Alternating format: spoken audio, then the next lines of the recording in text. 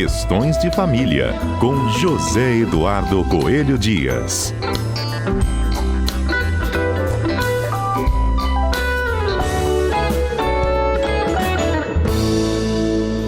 Ei, Edu, bom dia para você. Bom dia, Fernanda. Bom dia aos nossos queridos ouvintes da Rádio CBN. Houve um episódio, algumas semanas, gente, de um estupro coletivo no Rio de Janeiro. E era uma vítima, uma mulher, né, que foi levada para um apartamento. Houve um estupro coletivo. Eram adolescentes, a grande maioria deles, né? Adolescentes e jovens, né? Enfim, né? Isso provocou um grande debate sobre a vulnerabilidade da mulher. Só que, em meio a essa discussão aí sobre a vulnerabilidade da mulher, foram importantes alertas sobre esse conceito aí dessa juventude sobre a misoginia. Pois é, Fernanda, e um dado curioso dessas pesquisas que vêm sendo feitas, né, estudando esse fenômeno lamentável da misoginia, é que grande parte dessas pessoas que estão praticando a misoginia são jovens. Jovens que cresceram vendo mulheres na universidade, no mercado de trabalho, cresceram vendo as suas próprias mães como mulheres independentes, mulheres donas da própria vida. E talvez o incômodo seja justamente esse, Fernanda. É importante a gente destacar sempre que a nossa Constituição, ela estabelece o chamado princípio da isonomia. O que é o princípio da isonomia? É o princípio da igualdade com respeito às diferenças. Isso significa que, para a lei, nós não podemos fazer distinções jurídicas entre homens e mulheres, mas embora a gente tenha que respeitar as peculiaridades de cada um dos gêneros, né? E lembrar sempre que a maior injustiça que a gente pode cometer é tratar os desiguais como iguais e tratar os iguais como desiguais. Então essa igualdade jurídica precisa ser respeitada, mas sempre lembrando de atender também às peculiaridades, respeitar as diferenças, porque sim, existem, né? Agora, o que as pesquisas, o que os analistas das pesquisas têm dizendo? Que apesar de crescerem vendo as mulheres ocupando o mercado de trabalho, o que a princípio deveria trazer até uma certa naturalização para a situação, está sendo o contrário. Por quê? Porque, embora as mulheres venham conquistando sua autonomia, sua independência, seu posicionamento sólido na sociedade, os homens ainda vêm sendo criados como eram antigamente. Não está havendo, de certa forma, claro que algumas famílias vêm trabalhando muito bem com isso, mas de uma forma geral, os homens ainda têm aquela coisa de se fiar na boa formação profissional, em ter a sua casa própria, em se casar, em constituir família, mas só que em ser o chefe da família.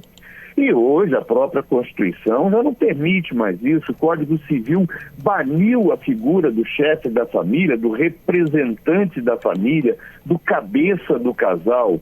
Ora, duas cabeças pensam melhor do que uma, não é, Fernanda? Então nós temos a cabeça do casal dividida, ou seja, multada, ganhando em tese mais força para essa família.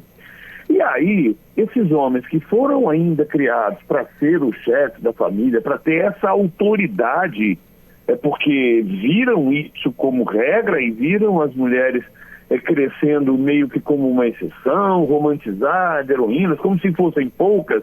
Um belo dia eles descobrem que não são poucas assim, de que isso é normal, e de que as mulheres estão presentes, vão continuar presentes, não estão lutando por um espaço, já conquistaram um espaço merecido, justo, natural, e aí precisa colocar a culpa em alguém. Se fracassa, precisa colocar a culpa em alguém. Se não consegue algum tipo de vantagem só pelo fato de ser homem, precisa colocar a culpa em alguém. E a culpa, né, vai para quem? Para as mulheres. Então, é meio que uma tentativa de retomar um poder que ao longo das últimas décadas foi perdido. Isso é o que dizem alguns analistas, né, Fernanda? Enfim, que esses homens, que essa misoginia viria como uma reação a um espaço supostamente perdido. E a pergunta que eu faço é: esse espaço foi perdido ou esse espaço vinha sendo objeto até de uma certa tirania, de uma ocupação indevida, né? É como se fosse um contragolpe, porque o golpe já existia. E se a gente for olhar biologicamente ou qualquer coisa assim, e até antropologicamente, nós não vamos ver motivo para uma superioridade masculina. E isso é uma questão até política. Os homens, durante muitos séculos, implantaram essa ideia de superioridade e, na verdade, não tem nada de superior. São seres humanos dotados muitas vezes das mesmas capacidades organizacionais e tal.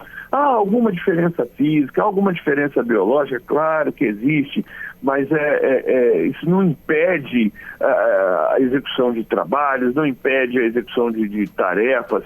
Nós vimos agora recentemente aqui no Brasil uma cientista mulher, desenvolver aí ou estudar uma proteína que pode ser polilaminina. Isso. Veja bem, uma mulher, né, num campo que até bem pouco tempo era exclusivo dos homens. Então bastava ser homem para eu ter sucesso. Se eu fosse homem, eu já teria sucesso. Agora não é bem assim.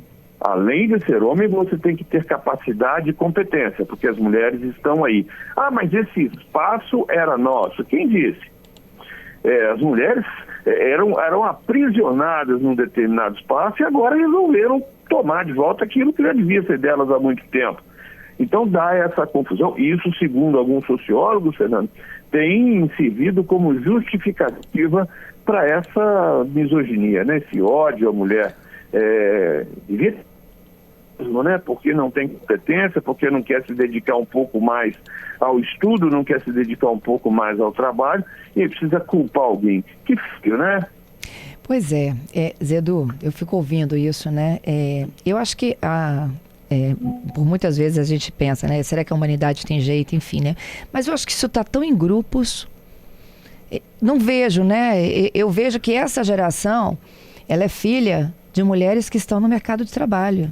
De mulheres, inclusive, de lares sozinhos, não é? Sim. E ainda acho que isso é um gueto, sabe? E que deveria ser duramente combatido, derrubando essas plataformas, inclusive, né? Há inúmeros pedidos, né, judiciais para que TikTok, Telegram, né? Enfim, derrubem essas plataformas que promovem isso, né? O ódio a mulheres. Fernando, eu vi agora há pouco um meme que estava circulando pela internet, eu não me lembro qual plataforma, que eu fiquei assim meio escandalizado. Era treinando para caso ela diga não. Era alguma coisa assim. E a historinha era o menino se abaixa com a caixinha na mão, provavelmente uma aliança, e aí o treino era, caso ela recusasse o suposto pedido de casamento, pancada, soco, chute. Olha que coisa assim, isso circulou livremente pela internet. É uma coisa do tipo assim, olha, se uma mulher recusar um pedido seu, você tem que agredi-la. Isso circulando por jovens. É tão surreal esse tipo de coisa que eu fico assim, abismado. Como assim? Quer dizer, a gente ouve campanha, não é não, e tal, e aí vem um grupo e diz, não, se uma mulher recusa, por exemplo, um pedido de casamento, ela tem que ser agredida. Isso é absurdo, isso é uma coisa absolutamente inaceitável. E sim, eu concordo com você, esse tipo de coisa não podia estar circulando livremente nas redes sociais, nas plataformas aí da internet. Isso tinha que ser combatido, porque se nós preconizamos uma sociedade justa, fraterna, solidária, com igualdade entre homens e mulheres, a agressão, porque uma mulher diz não, ela pode ter consequências muito danosas. É como se você quisesse voltar lá no tempo em que roubar um beijo fosse uma coisa normal e não um ato de assédio. Percebe? É grave, Fernanda, é muito gravíssimo. grave. Gravíssimo. Que as pessoas que estão nos comprometendo ouvindo, o nosso né? ordenamento jurídico. Veja bem, Fernanda, nós estamos comprometendo o nosso ordenamento jurídico. Isso aí. Com isso, a gente quebra o princípio da isonomia constitucional, a gente quebra o princípio da isonomia conjugal, a gente quebra o princípio da igualdade parental, baseado em quê? Em estereótipo de gênero? Meu Deus, mas isso é tão assim, sem fundamento, que não tem nem muito o que dizer.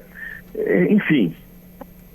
Precisamos falar disso, né? Importantíssima sua análise, Edu. Que os pais, mães e as pessoas que estão nos ouvindo parem para refletir sobre isso. Fernanda, sabe o que é mais assustador? Eu ouvi a entrevista da juíza que está julgando aquele que em tese, né, julgará o estupro coletivo. Lá de estupro coletivo. E eu também fiquei horrorizado com as palavras dela, porque ela alerta, olha, ela chegou a usar a expressão, não é o 20º caso. Quer dizer, está acontecendo, e o pior, em instituições de ensino frequentadas pela classe média alta.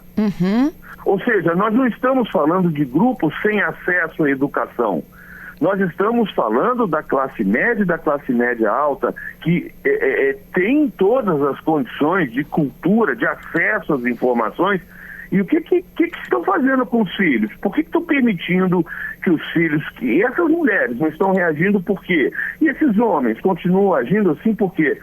Sim, precisamos falar sobre isso, precisamos discutir isso e precisamos, sobretudo, reagir, resistir a esse tipo de coisa que é totalmente incompatível com o direito constitucional, com o direito de família, com qualquer coisa que tenha direito no meio. Perfeito, Edu. Até a próxima segunda, hein? Até a próxima segunda.